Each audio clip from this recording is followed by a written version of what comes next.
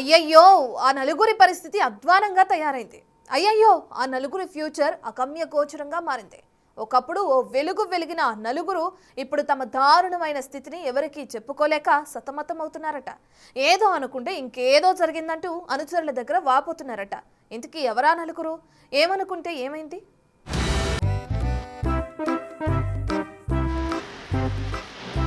తొందరపడ్డామా?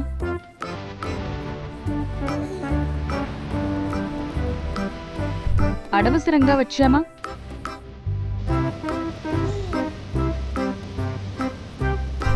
Future ఉందా లేదా?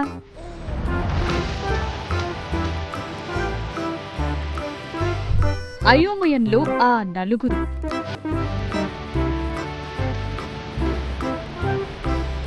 ఏపీలో కూటమి ప్రభుత్వం అధికారంలోకి వచ్చిన తరువాత టీడీపీ జనసేనలోకి వలసలు పెరిగాయి. రెండు పార్టీల్లో చేరేందుకు ఎంతో మంది నేతలు ఆసక్తి చూపించారు.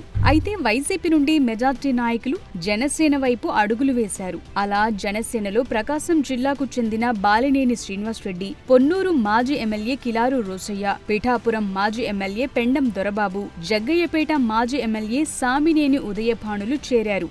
అయితే ఒకప్పుడు వీరంతా కరుడు కట్టిన వైసీపీ నాయకులుగా ఉన్నారు. ఇక 2024లో వైసీపీ అధికారం కోల్పోవడంతో తప్పని పరిస్థితుల్లో పార్టీ మారాల్సి వచ్చింది. ఈ సమయంలో బద్ధ శత్రువులుగా చూసిన టీడీపీలో చేరే కంటే అధికారంలో భాగస్వామిగా ఉన్న జనసేనలో చేరితే తమ రాజకీయ భవిష్యత్ బాగుంటుందని భావించారు. కానీ సీన్ రివర్స్ అయింది. ఈ నలుగురు అనుకున్నదొకటి, తరువాత అయ్యిందొకటి.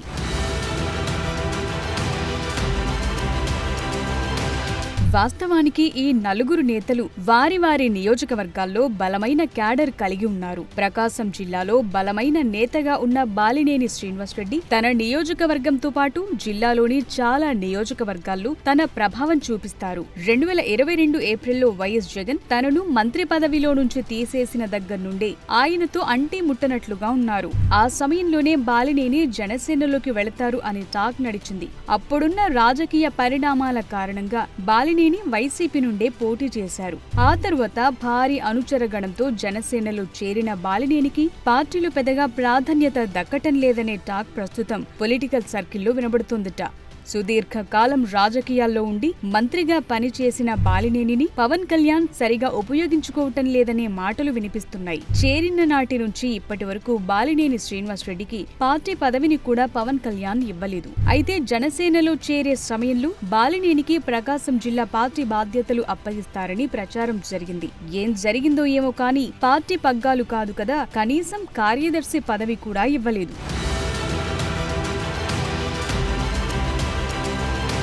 పదవులు లేకపోయినా పర్వాలేదు, కనీసం గౌరవమైనా దక్కుతుందనుకుంటే అదీ లేదు. జనసేన కీలక సమావేశాలు, ఆవిర్భావ దినోత్సవాల్లో బాలినేనికి పెద్దగా ప్రాధాన్యం ఇవ్వటం లేదట. పిఠాపురంలో జరిగిన పార్టీ ఆవిర్భావ వేడుకల్లో బాలినేనిని ఎక్కడో వెనుక వరుసలో కూర్చోబెట్టడం, 2 నెలల ముందు విశాఖలో జరిగిన సేనతో సేనాని కార్యక్రమంలో కూడా బాలినేనికి సరైన ప్రాధాన్యత దక్కలేదనే అభిప్రాయం ఆయన అనుచరుల నుండి వస్తోందట. పార్టీ పదవి ఇవ్వకపోయినా పర్లేదు కానీ సీనియర్ రాజకీయ నాయకుడిగా పార్టీ సమావేశాల్లోనైనా ప్రాధాన్యత ఇవ్వాలి కదా అని గుసగుసలాడుకుంటున్నారట. జనసేన పార్టీ అధినేత పవన్ కళ్యాణ్ తీరుపై బాలినేని కూడా అసంతృప్తిగా ఉన్నారట. అంతేకాదు రాజకీయంగా రాంగ్ స్టెప్ వేశానా అనే డైలమాలు బాలినేని ఉన్నట్లు ప్రచారం నడుస్తోందట. ఈ క్రమంలో ప్రస్తుతం సైలెంట్ మోడ్లోకి వెళ్లిపోయిన బాలినేని హైదరాబాద్కే పరిమితమయ్యారట.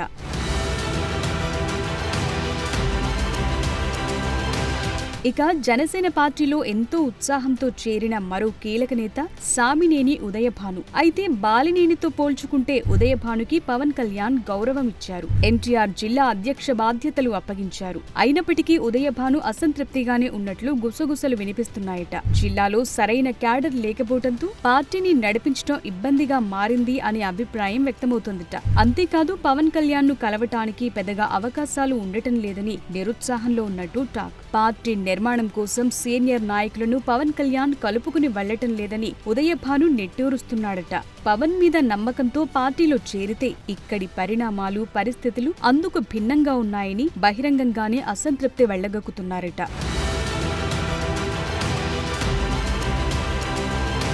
పార్టీలో చేరిన పిఠాపురం మాజీ ఎమ్మెల్యే పెండం దొరబాబు పరిస్థితి కూడా ఇంచుమించు బాలినేని ఉదయభాను మాదిరిగానే ఉన్నట్లు ప్రచారం నడుస్తుందిట. పిఠాపురం నియోజకవర్గంలో ఏర్పాటు చేసిన ఫైమెన్ కమిటీలు పెండం దొరబాబుకి స్థానం కల్పించడం తప్ప రాజకీయంగా పార్టీ పరంగా పవన్ కళ్యాణ్ పెద్దగా ప్రాధాన్యత ఇవ్వటం లేదట.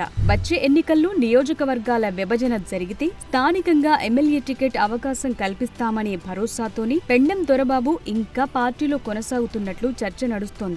లేకపోతే ఎప్పుడో ఆయన పార్టీ మారేవారు అన్న అభిప్రాయం వ్యక్తమవుతోంది. ఇక పొన్నూరు మాజీ ఎమ్మెల్యే కిలారు రోసయ్య పరిస్థితి ఈ ముగ్గురి కంటే దారుణంగా ఉందని టాక్. నియోజకవర్గ బాధ్యతలు గాని మరే ఇతర పదవులు కాని ఇప్పటి వరకు ఆయనకివ్వలేదు. గతంలో పొన్నూరు నియోజకవర్గ జనసేన ఇన్ఛార్జిగా ఉన్న మార్కండేయ బాబు అక్కడ హవా నడిపిస్తున్నారు. దీంతో కిలారు రోసయ్య సైలెంట్ గా ఉండాల్సిన పరిస్థితి ఏర్పడిందిట.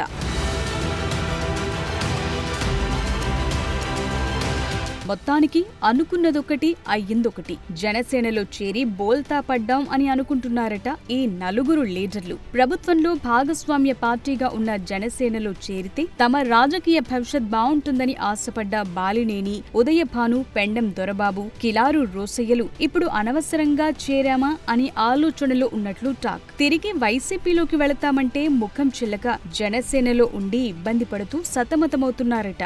ఈ క్రమంలో కొద్ది రోజుల పాటు సైలెంట్ గా ఉంటే అన్ని సర్దుకుపోతాయన్న భావనలో ఉన్నారట.